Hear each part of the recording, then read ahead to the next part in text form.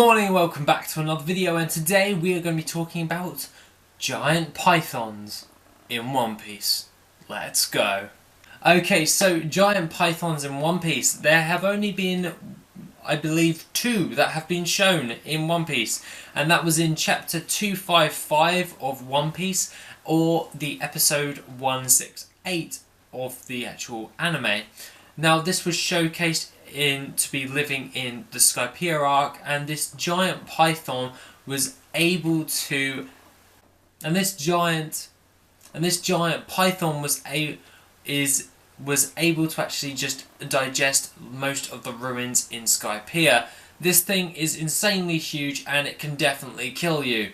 Now obviously Eneru made quick work of this by electrocuting it, but if he didn't have those rumble fruit powers, he would have been eaten like everybody else, as these giant pythons seem to have some form of poisonous bite when they actually bite into you.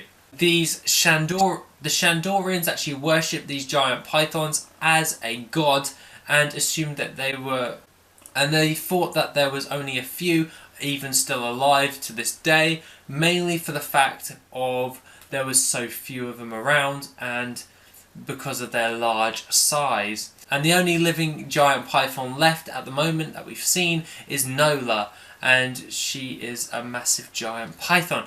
There is another massive one which was showcased in the One Piece storyline in the Jaya arc, and this was in one of the flashbacks with Great Warrior Kalgara, and this was called Kashigami, who was one of the giant pythons that was going to eat a load of people at that altar in order to actually appease the gods and try and save them from this disease. But Noland the liar saved that person, and then blah blah blah. Noland introduced them to actual medicine instead of trying to sacrifice their own people for no reason whatsoever.